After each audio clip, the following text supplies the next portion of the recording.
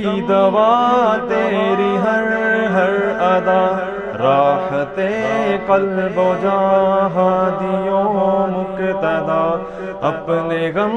کی دوا تیری ہر ہر ادا، راحت قلب و جاں۔ نحمدہ ونصلی علی رسولہ الکریم، اما بعد فاعوذ باللہ من الشیطان الرجیم، بسم اللہ الرحمن الرحیم۔ میرے بہنوں اور بھائیوں، آپ سب لوگ اچھی طریقے سے اس بات کو جانتے ہیں کہ بس اب سے چند ہی دنوں کے بعد ہمارے درمیان اللہ رب العزت کی طرف سے ایک ایسا مہمان آنے والا ہے جس کو میں اور آپ اچھے طریقے سے اگر میزبانی کا شرف بخشیں تو وہ میری اور آپ کی مغفرت کا باعث ضرور بن جائے گا۔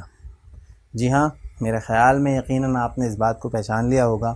ہمارے اور آپ کے درمیان ایک ایسا مہینہ آنے والا ہے جس کو ذی الحج کا مہینہ کہتے ہیں۔ مسلمانوں کے لیے یہ مہینہ کئی اعتبار سے بہت زیادہ اہمیت کا حامل ہے۔ جس طرح ابھی پچھلے مہینوں میں ہم سے ایک مہمان رخصت ہوا اللہ رب العزت کا رمضان، بالکل اسی طریقے سے ایک مہینہ اور ہم پر آنے والا ہے، یعنی کہ ذی الحج کا مہینہ۔ یہ مہینہ رمضان المبارک کے اعتبار سے اگر دیکھا جائے تو کسی طور پر بھی فضیلتوں، رحمتوں اور برکتوں سے کم نہیں ہے۔ یوں کہہ لینا چاہیے کہ اگر اپنے دامن کے اندر ہم سمیٹنا چاہیں تو یہ ان مہینوں میں شامل ہے کہ جس کے اندر اللہ رب العزت کی بے بہاش، بے تحاشا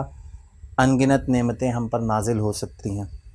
میرے بہنوں اور بھائیوں، بچپن سے ہی مجھے اور آپ کو، ہم سب کو رمضان المبارک کے مہینے کی اہمیت اور افادیت بتائی جاتی ہے، سمجھائی جاتی ہے، اور اس کے بعد پھر رمضان المبارک کا جو آخری عشرہ آتا ہے اس کے اندر تو خاص طور پر ہم بچپن سے اپنے گھروں میں اہتمام ہوتا ہوا بھی دیکھتے ہیں، اور جب شعور کی منزلوں میں داخل ہوتے ہیں تو پھر ہمیں اس رات کی فضیلتوں کے بارے میں بھی پتہ لگتا ہے۔ لیکن ہمارے معاشرے کے اندر بیشتر لوگ ایسے ہیں کہ جو اس ذی الحج کے مہینے، جو کہ انشاءاللہ 2 یا 3 دن کے بعد شروع ہو جائے گا، اس مہینے کے ابتدائی ایام کی جو فضیلت اور اہمیت احادیث کے اندر بیان کی گئی ہے اس سے ناواقف ہیں۔ اس ویڈیو کو بنانے کا مقصد اصل میں یہی ہے کہ جو مختصر سے ٹائم کے اندر آپ کے درمیان ان چیزوں کا ذکر کیا جا سکے وہ میں آپ کے سامنے کروں، تاکہ ہم میں سے جو لوگ اس سے فائدہ اٹھانا چاہتے ہیں وہ فائدہ اٹھا لیں۔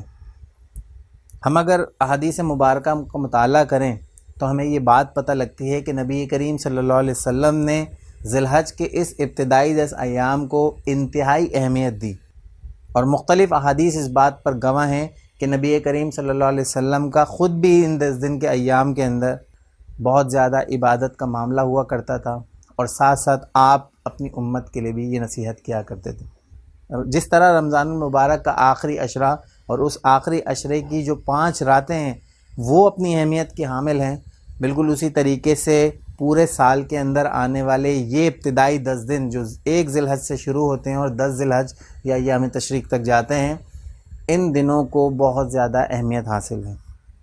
یہ وہ دن ہے جس کے بارے میں احادیث کے اندر نبی کریم صلی اللہ علیہ وسلم نے ارشاد فرمایا کہ اللہ رب العزت کو سب سے زیادہ اگر پورے سال میں کوئی دن محبوب ہے تو وہ یہ 10 دن ہیں۔ اس لیے ترغیب دلائی گئی کہ ان 10 دنوں کے اندر ہم جس قدر عبادت کر سکیں ہمیں کرنی چاہیے۔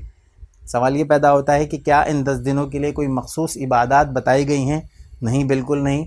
احادیث کے اندر ہمیں ان 10 دنوں کی کوئی بھی مخصوص عبادات نہیں ملتی، لیکن ہم اس 10 دنوں کے اندر ان تمام افعال کو کر سکتے ہیں کہ جنہیں ہم عبادت کا درجہ دیتے ہیں۔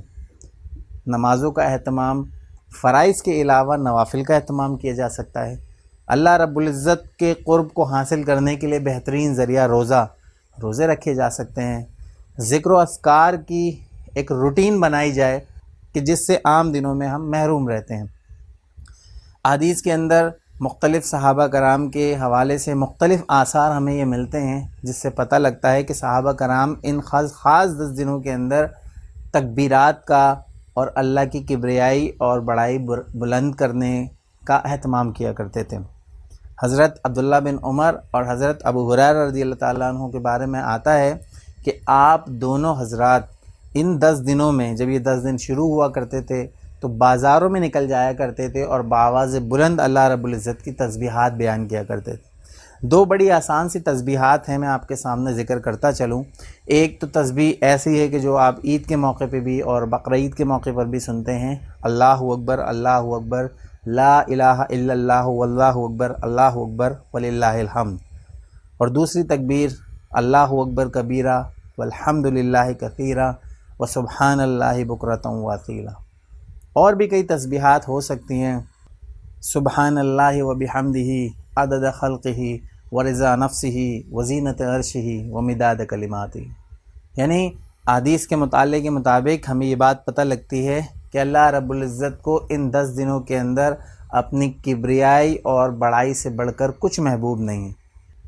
حدیث میں نبی کریم صلی اللہ علیہ وسلم نے ارشاد فرمایا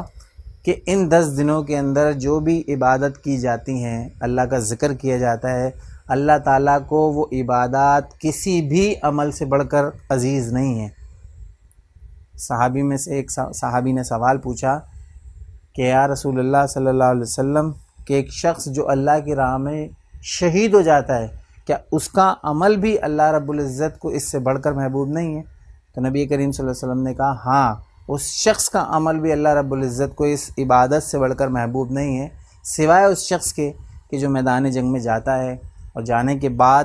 اس میدان جنگ کے اندر وہ خود بھی شہید ہو جاتا ہے اور اس کا مال بھی اس جنگ کے اندر لٹ جاتا ہے یا ضائع ہو جاتا ہے، سوائے اس شخص کے۔ اور تمام لوگوں کو اللہ رب العزت نے یہ فضیلت دی ہے کہ جو ان 10 دنوں کے اندر عبادات کریں، وہ عبادات انہیں اس مقام تک لے جا سکتی ہے جو شاید میرے اور آپ کے وہم و گمان میں بھی نہ ہو۔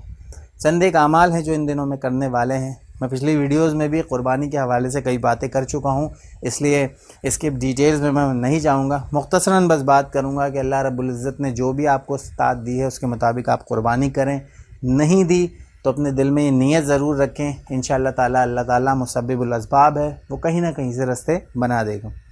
اگر کسی شخص نے قربانی کا ارادہ کیا ہے تو نبی کریم صلی اللہ علیہ وسلم کی سنت کے مطابق اسے ان 10 دنوں کے درمیان میں نہ ہی بال کاٹنے ہیں نہ ہی ناخن کاٹنے ہیں، یعنی ذی الحج کے چاند دیکھنے سے پہلے تک آپ نے بال بھی کاٹ لینے ہیں، ناخن بھی تراش لینے ہیں۔ یہ اس شخص کے لیے شرط نہیں ہے جس نے قربانی کرنی ہے، یہ کام وہ شخص بھی کر سکتا ہے جس نے قربانی نہیں کرنی کسی بھی وجہ سے، انشاءاللہ تعالیٰ اللہ رب العزت اس کو اس کا بھی اجر عنایت فرمائیں گے، عطا فرمائیں گے۔ جہاں تک حج کا معاملہ ہے، جس کی وجہ سے اس مہینے کی افضلیت بہت زیادہ بڑھ جاتی ہے، تو وہ آپ کو پتہ ہے اس وقت due to the corona virus یہ فی الحال دوسری کنٹریز کے لیے جو ہے وہ منسوخ کیا جا چکا ہے، صرف سعودی عرب کے رہائشی ہی اسے ادا کر سکیں گے۔ اللہ رب العزت سے دعا ہے کہ آنے والے سالوں میں ہمیں اپنے گھر کی حاضری کا موقع دے۔ ایک سب سے اہم عبادت جو آپ سے ذکر کرنا چاہوں گا، 9 ذی الحج یعنی کہ یوم عرفہ۔ جی ہاں، یہ ایک کوئی معمولی دن نہیں ہے، یہ ایک بہت بڑا دن ہے۔ یعنی حج کے اراکین کے اندر جو سب سے امپورٹنٹ رکن ہے وہ وقوف عرفہ ہے، یعنی وقوف عرفہ ہی بیسیکلی حج ہے۔ تو عرفات کے میدان میں ایک خطبہ دیا جاتا ہے جو تمام حاجی بیٹھ کر سنتے ہیں، اور اسی کی نسبت سے 9 ذی الحج کو جو غیر حاجی ہیں ان کے لیے اللہ رب العزت کی طرف سے ایک روزہ ہے، جس کی فضیلت کے بارے میں نبی کریم صلی اللہ علیہ وسلم نے ارشاد فرمایا کہ جو شخص یوم عرفہ کا روزہ رکھتا ہے اللہ رب العزت اس کے پچھلے اور اگلے ایک سال کے گناہ معاف فرما دیتے ہیں۔ لیکن یہ یاد رکھیے گا کہ جن گناہوں کا یہاں ذکر ہو رہا ہے وہ سارے کے سارے صغیرہ گناہ ہیں، کبیرہ نہیں۔ کبیرہ گناہ وہ گناہ ہوتے ہیں جنہیں خاص طور پر معافی مانگ کر اللہ رب العزت سے معاف کروایا جاتا ہے۔ تو یہ چند ذی الحج کے مہینے کی کچھ فضیلتیں ہیں، تو ان دنوں کو ضائع ہونے سے بچائیے گا، اور اپنی اس عبادات کو جو عام دنوں کے اندر آپ رکھتے ہیں، جو روٹین بناتے ہیں، ان عبادات کی روٹین سے تھوڑا ہٹ کر تھوڑا بڑھ کر ان 10 دنوں میں پارٹیسپیٹ کریں، حصہ لیں، تاکہ ہم بھی ان اللہ رب العزت کے خوش نصیب بندوں میں شامل ہو جائیں کہ جو ان 10 دنوں کے فیوز و برکات کو حاصل کر سکیں۔ اللہ رب العزت سے دعا ہے کہ اللہ تعالی ہم سب کو یہ توفیق دے کہ ہم زیادہ سے زیادہ اس کے بارگاہ میں اس کی عبادت کریں اور اپنی مغفرت کا سامان کریں۔ وما توفیق الا باللہ العلی العظیم، وآخر دعوانا الحمدللہ رب العالمین۔ السلام علیکم ورحمۃ اللہ وبرکاتہ۔